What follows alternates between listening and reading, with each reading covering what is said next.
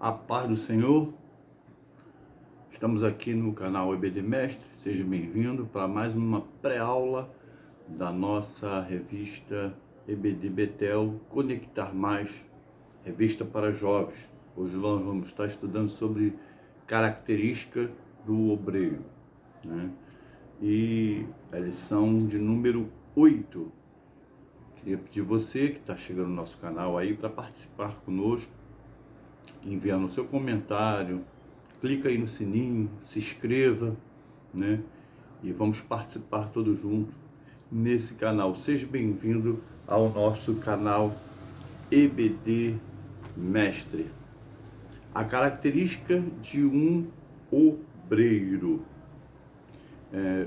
O tema desse trimestre que fala sobre os obreiros, e hoje especificamente ele vai trazer com respeito às características, e o texto básico, 2 Timóteo capítulo 3, ele começa nos dizendo o seguinte: sabes, porém, isso, que nos últimos dias sobrevirão tempos trabalhosos.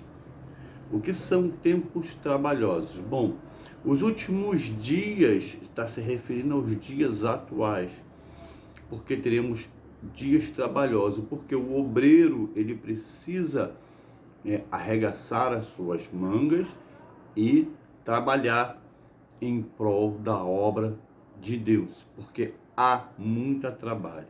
A palavra diz que são poucos os ceifeiros, né? E a seara é muito grande, há muito trabalho.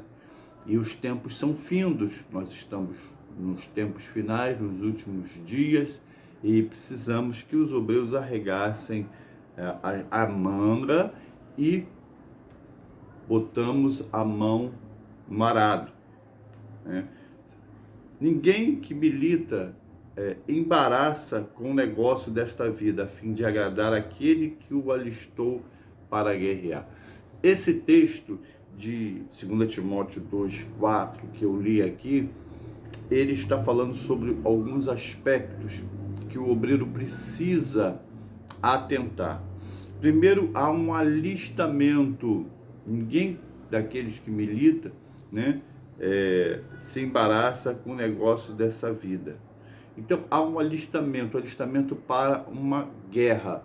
Você que tem a chamada de obreiro, você está entrando numa guerra espiritual.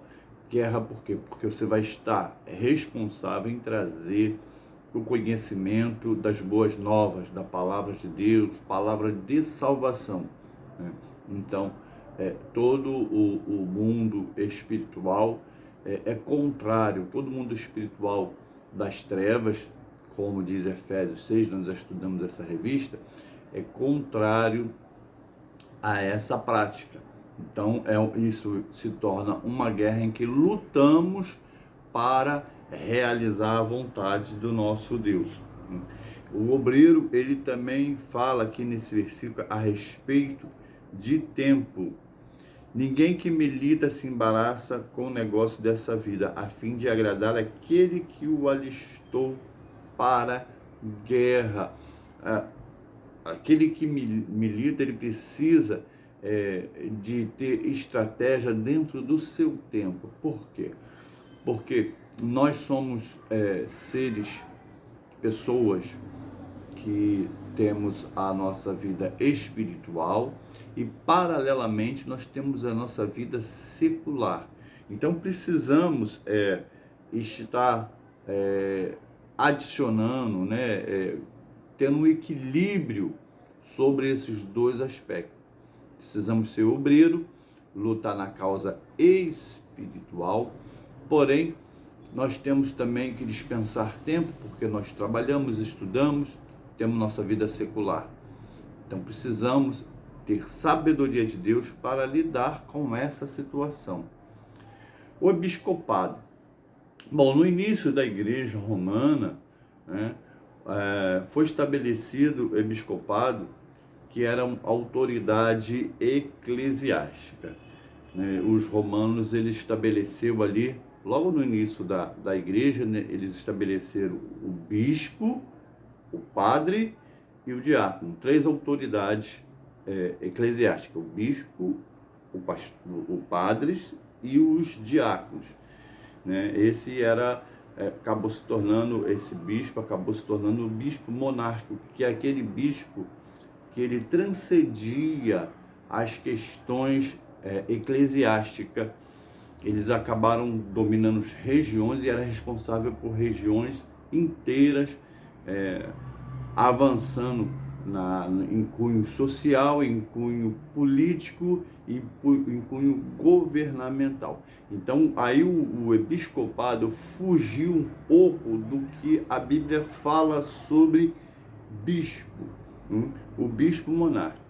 O bispo da igreja primitiva. O bispo da igreja primitiva, ele foi estabelecido para ser responsável por outros líderes.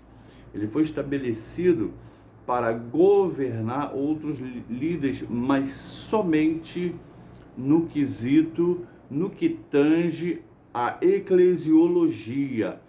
Dentro da chamada igreja primitiva, o bispo ele ajudava a estabelecer ordens dentro da igreja, orientando os seus líderes. Ou seja, na realidade, ele era um líder de líderes. O bispo da igreja primitiva, então, funcionava assim. Então, o bispo ele precisava ter, esse bispo da igreja primitiva, que é o que nós temos hoje em nossa igreja, é o bispo que precisava ter algumas condições, que a Bíblia fala em 2 Timóteo 3, do qual nós queremos destacar aqui a monogamia. O bispo, era imprescindível que ele tivesse apenas uma mulher. Isso pode parecer uma coisa, talvez falando assim, a curto modo, uma coisa óbvia, porque hoje o Evangelho prega a monogamia, que nós devemos ter uma só esposa. Mas, naquela época da igreja primitiva, se tinha práticas de se ter além da monogamia, né? Além de uma só esposa. Então, por isso, o apóstolo Paulo, na carta a Timóteo, ele fala que o bispo precisava ter apenas uma esposa. Ele deveria fugir do alcoolismo. O bispo não deveria se dar às bebidas, porque as bebidas, elas aguçam sentimentos e poder de expressão daquilo que às vezes possa vir a ofender, possa destoar de um equilíbrio emocional, de um equilíbrio pessoal. Então, o bispo, ele precisa estar afastado das questões de bebida. O bispo também precisa ter honestidade. A honestidade é uma forma de justiça, ou seja, ele precisa ser honesto consigo e com os outros, ser justo com os outros e consigo mesmo, né? Ele precisa tratar tudo como deve ser feito, tratar tudo ao pé da verdade, ao pé do esclarecimento, ao pé da justiça, não ser injusto com ninguém, né? Outro quesito é a hospitalidade. Um dos textos bíblicos que assim mais reflete a questão da hospitalidade foi a parábola do bom samaritano. Então, o bispo ele precisa ser hospitaleiro, cuidar, abraçar, né? Cuidar as feridas, trazer, né, no aconchego, no abraço, na segurança, a pessoa se sentir segura com a atitude desse líder, né? Outro quesito, o bispo precisa ser mestre na palavra de Deus, porque ele foi chamado para governamentar líderes que precisam pregar a palavra. Então ele precisa ser mestre na palavra. Ninguém é mestre se não estudar. Então precisamos estudar a palavra para o episcopado, estudar a fundo, meditar, procurar ter uma reflexão com orientação do Espírito Santo de Deus. Outro quesito, o bispo precisa ser espiritual, ou seja, trazer as situações em termos de cunho espiritual, na visão espiritual, nada fugir da visão do Espírito, ou seja, ser espiritual é inclinar o seu espírito em conexão com o Espírito Santo de Deus, realizar todas as obras que o Espírito Santo quer, todas as suas vontades, é orar, é buscar a Deus, é adorar, é engrandecer a Deus, é jejuar, é ler, é buscar, estar sempre com as coisas espirituais em dia, com o Espírito Santo de Deus. Outro quesito para o episcopado, ele precisa ser um bom pai, ter o testemunho dos seus filhos. Ele precisa também ser um bom marido, onde a sua esposa pode olhar para ele e falar: o meu esposo, o meu marido é um homem de Deus. Ele precisa também ser um bom servo, porque o bispo, ele serve a Deus. E se o servir a Deus está para ele em administrar outros líderes, de certa forma ele vai estar servindo também aos seus liderados, né? Essa é uma temática que envolve todo o corpo da igreja, né? Toda a autoridade na igreja, ela é servo. Por quê? Porque serve a Deus e, consequentemente, serve ao corpo de Cristo.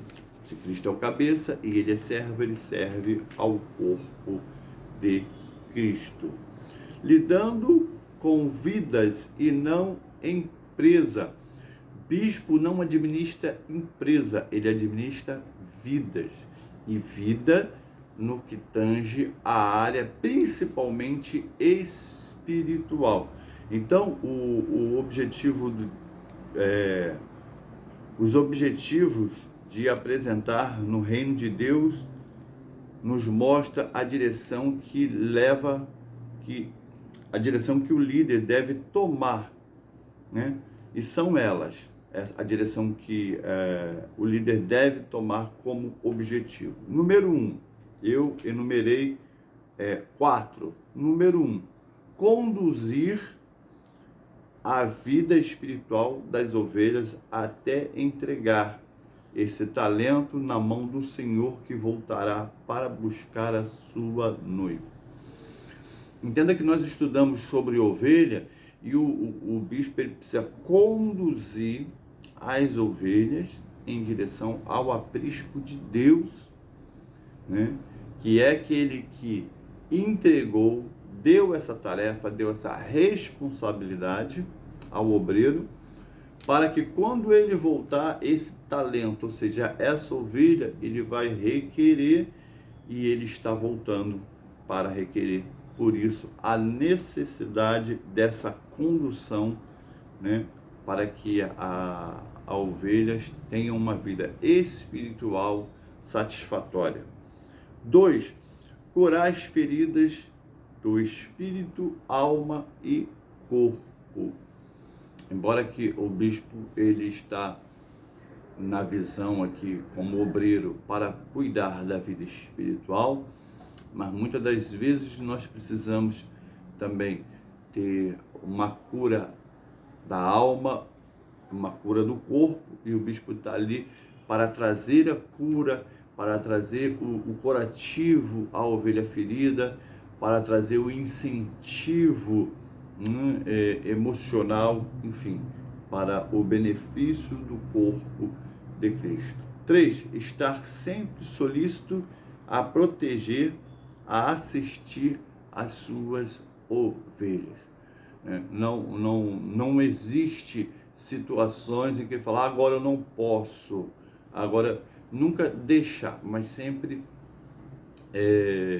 não se embaraçar com as coisas dessa vida, já que ele tem uma chamada para cuidar da ovelha. Saber administrar essa questão. Pode até haver alguma situação que realmente fique difícil, mas o bispo tem que sempre pensar numa maneira de atender sempre, em todos os aspectos, em todos os momentos, a sua ovelha, os seus liderados. 4. O mais importante não é o templo, né? Tem pessoas que acham que um bom governo espiritual numa igreja é um templo bonito, é um templo suntuoso, é um templo onde cabem muitos irmãos sentados, é um templo com cadeiras confortáveis, é um templo com ar-condicionado, etc, etc. Tudo isso tem o seu grau de importância para o benefício das pessoas assistirem um culto, mas não tem um cunho espiritual. Haja vista, a gente tem visto aí nos vídeos, né, de algumas comunidades africanas em que o evangelho tem sido pregado pelos nossos missionários, que igreja que nem tem teto, igreja que é feita ao ar livre, e você vê a alegria do povo em dançar, em louvar a Deus, eles louvam a Deus dançando com uma alegria fantástica. Então, o lado espiritual não está atrelado ao templo. Então, o templo ele tem a sua importância, mas ele não é a coisa mais importante. O mais importante também não é o tamanho do rebanho, até porque um bispo que tenha um número muito grande de ovelhas, de seguidores, de liderados, ele vai ter uma responsabilidade muito maior. Quanto maior as pessoas que estão sob a sua tutela espiritual, maior a sua responsabilidade diante de Deus. E ele vai ter que dar conta das suas ovelhas. Então, é uma responsabilidade tamanha. O mais importante não é o reconhecimento do trabalho.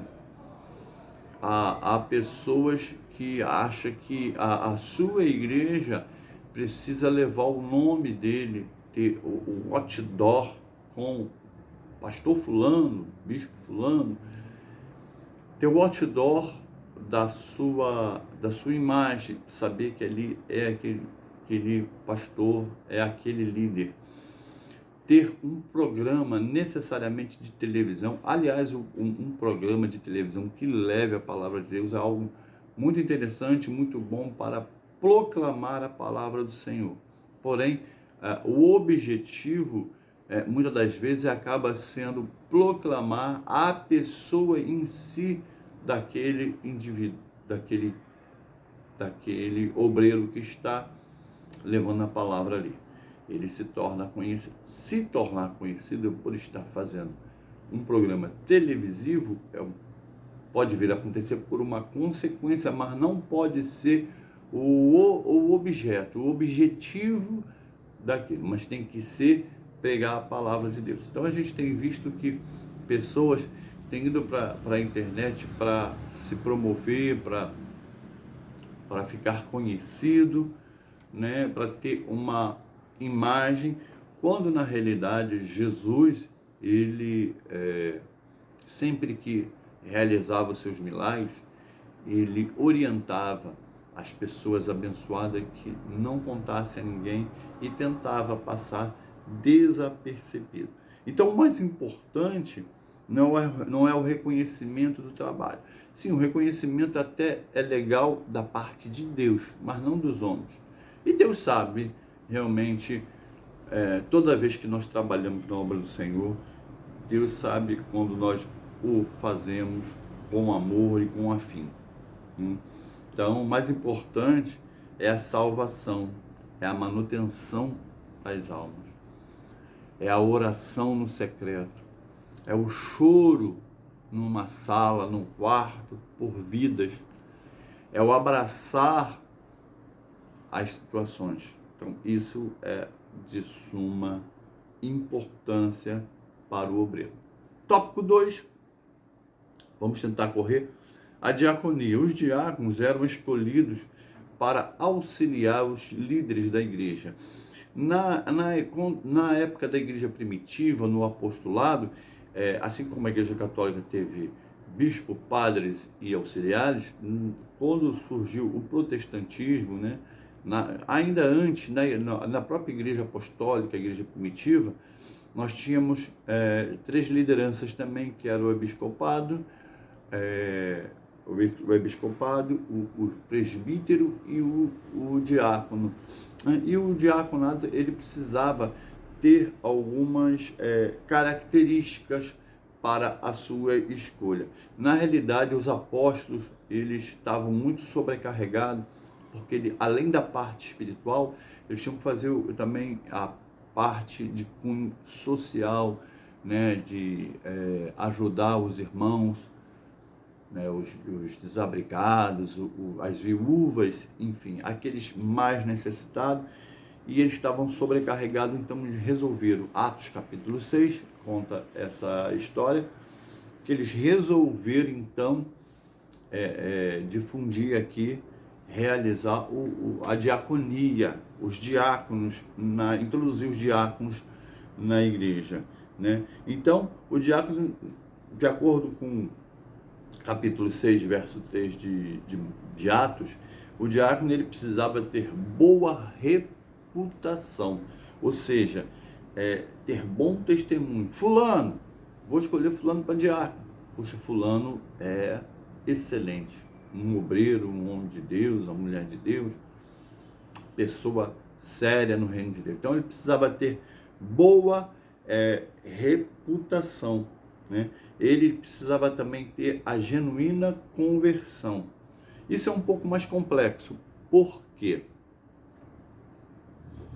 Porque a genuína conversão, nós não somos especialista, nenhum homem o é, de olhar para uma pessoa e falar, fulano é verdadeiramente convertido. Alguém levanta a mão hoje, você fala, não, fulano se converteu mesmo. E olhar para o outro e falar, não, mas aquele ali foi emoção, ele levantou a mão e tal. Nós não temos essa capacidade. Então, como que nós devemos administrar essa questão? Simples, nós vamos pela palavra, pelo que diz a palavra. E o que diz a palavra? A palavra diz que pelos frutos conhecemos a árvore.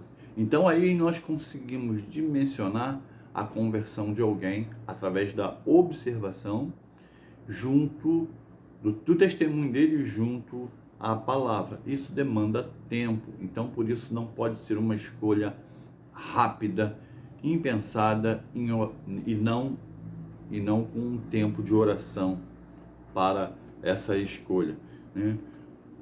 Então, pessoas também, outro quesito para o diaconato, tem que ser pessoas sábias. O que é uma pessoa sábia? A pessoa sábia é aquela que é temente a Deus, aquela que busca Deus, é aquela que tem temor em pecar, ou seja, ela foge do pecado. Então, quando nós vemos uma pessoa que é levita, está em situações pecaminosas, pessoas que teve um passado com uma determinada falha naquele ponto e ali ela tenta sair da direção, sempre que ela encontra aquela barreira que ela tinha, a sua fraqueza, ela passa largo, ela passa longe. Então, essa pessoa é uma pessoa temente. Conflito de autoridade e servidão. Isso acontece na diaconia. Por quê? Porque o diácono, ele tem uma autoridade em relação aos membros da igreja. Então, ele é uma pessoa que, em alguns casos mais simples, ele pode trazer um aconselhamento a um membro, pode chamar a atenção não no sentido brigar, mas chamar a atenção pelo ato, chamar a responsabilidade do ato, né, e dar algumas orientações. Então, ele tem essa autoridade.